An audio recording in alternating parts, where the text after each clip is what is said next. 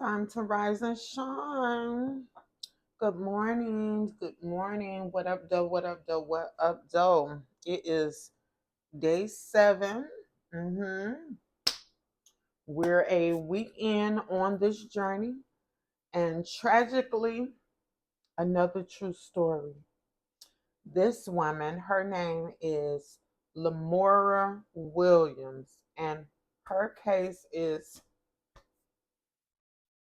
devastating and deeply disturbing, but we keep getting that, right? Who is Lamora Williams? Well, she's a Atlanta mother who was charged with unaliving her two sons. 1 year old, um, can't think of the other's age, but both bodies alleging um, that they had been injured in the caregiver's care. She left them with her cousin. But in reality, after the investigators, got to doing what they do, they quickly determined that the children had been unalived in her care. Their bodies consisted with being placed in an oven and signs of blunt force trauma, mental health, depression, postpartum are the challenges, Lord Jesus.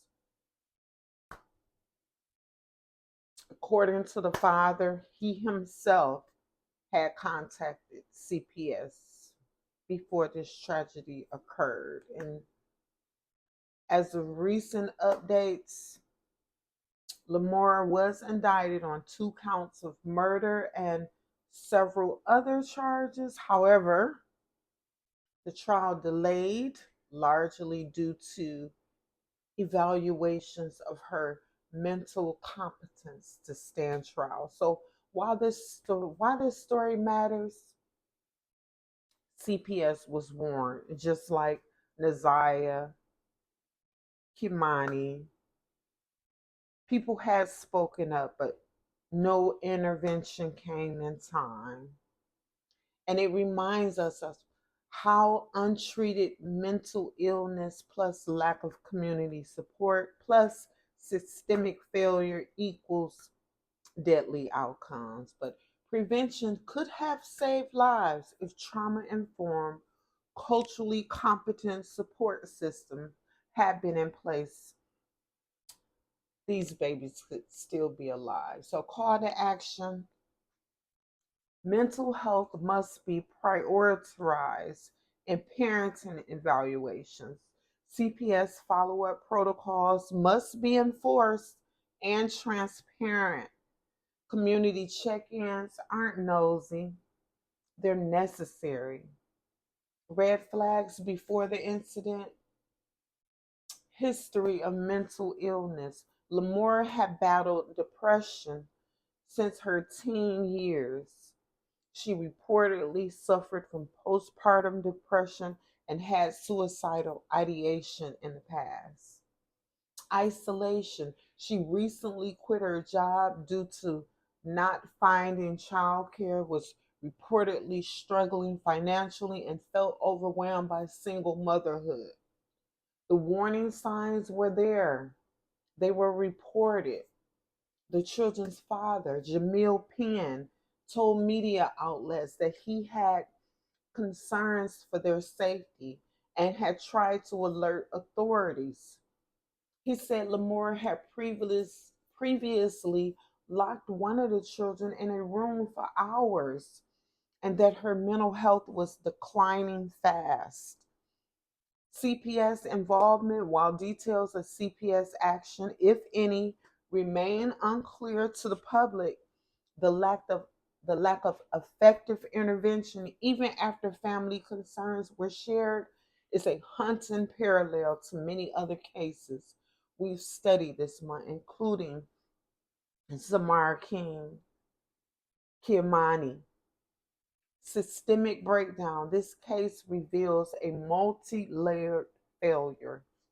Mental health care gaps, no consistent treatment plan, support or follow up for a known high risk mother, no real safety net despite being unemployed, unsupported, and overwhelmed.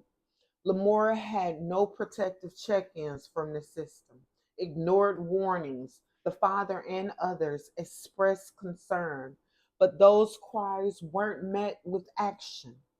What we learned: prevention framework. Mental health is a protective factor.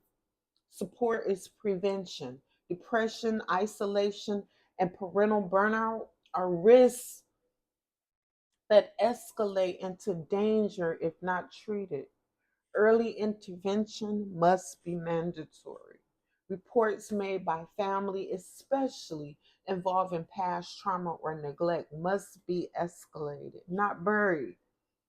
Single parents need watchers, not judgment. We don't just check in on the kids, we check in on the parent. When caregivers are crumbling, children are most at risk. Cultural competence matters. Black mothers are often stereotyped as strong, even when they're drowning. We must train professionals to read between the lines and respond with compassion, not criminalization. Community call to action. If you know a struggling parent, don't just pray, call, visit, help, stay. Support local maternal mental health programs. Donate, volunteer, advocate. Take the Stewards of Children training so you know how to see what others miss. 2 babies died in silence because a mother was drowning and no one threw her a rope. We don't just fight for children, we fight for the mothers. We are bleeding out in the shadows.